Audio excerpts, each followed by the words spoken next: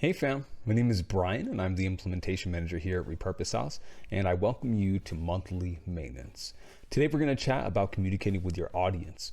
As I'm sure you know, there's an endless amount of chatter on social media with brands proclaiming they're the best thing since sliced bread or the iPhone. The reality is that a lot of those claims fall on deaf ears. People at the end of the day go to social media to be social, much rather than to be pitched by different brands. Now, tapping into that can be one of the most powerful moves you can make. So, let's talk about how to build trust, foster genuine relationships, and turn your customers into loyal brand advocates. Now, it all starts with dialogue. Before we get into that, there's one thing you must remember. Keep the conversation going. The key is by asking open-ended questions. So, let's say that we offer a service. We might ask our customers, how could we improve the service to keep them as a happy customer in the future? Let's say after that, we were a SaaS company. We might ask, what feature would you like to see implemented and why?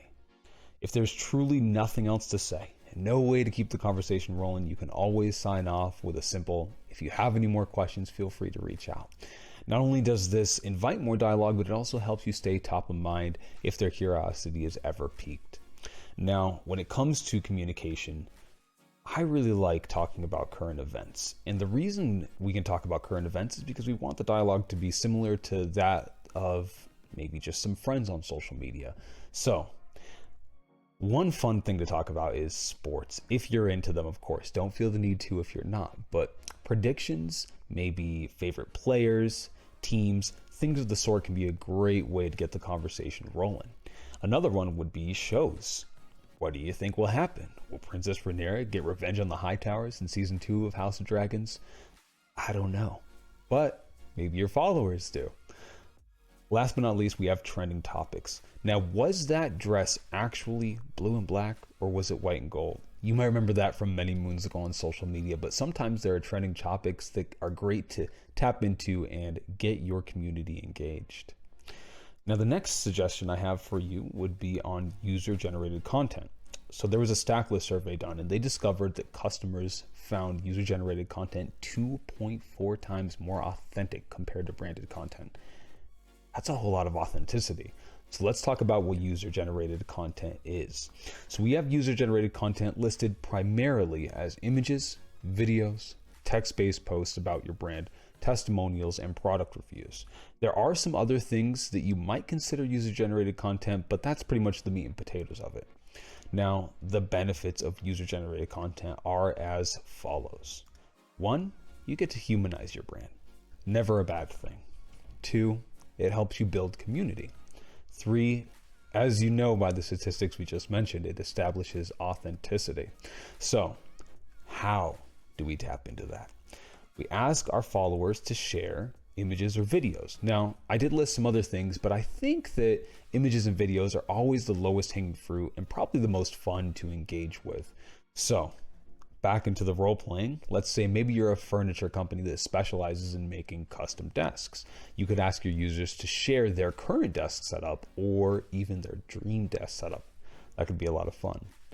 Let's say maybe you're a law firm and you're in the middle of a holiday season. Maybe you could ask your audience to share their favorite holiday meal or even a video of them cooking their favorite holiday dish.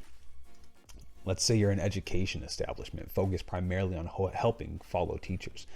You could tap into the nostalgia and ask them to share maybe their favorite childhood book. Last but not least, let's just pretend that you're an influencer. You probably know as well as I do that people really, really love sharing pictures and videos of their pets.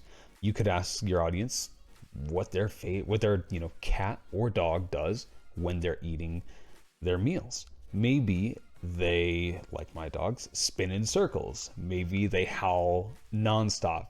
It can be all over the place, but it can be a lot of fun to ask those sort of questions and see what your audience can come up with.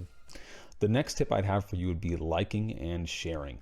While this isn't overtly communicating with your audience, I think it falls under the same umbrella. Now, liking and sharing anything your audience posts is a really quick and easy way to spotlight and engage with them. Now, You might be thinking, why would I do that?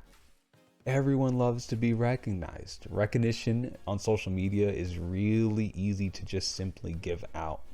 Additionally, this allows you to pop up in their notifications. A lot of brands will pay a top dollar to have their content in front of everybody, but I feel like if you can get into the notifications, you can generate page views and you generate page traffic. They see all your content on your page, and it's a win-win across the board. Now, last but not least, valuable insight. You gain a lot of really great insight from looking into your customers on social media. You get to know what they're thinking, what they're saying, what they're doing, and that is worth its weight in gold. My only recommendation for you would be to not like and share everything, because that would be a tad bit awkward. And you want to make sure you're not drowning your own content that you're putting on social media in likes and shares. So I would say, so do it, but maybe a little sparingly. But those are our top tips for communicating with your audience on social media. If you have any questions or feedback, we'd love to hear it. Feel free to reach out to me directly at brian@repurposehouse.com. It's been a privilege as well as a pleasure. Take care, friends.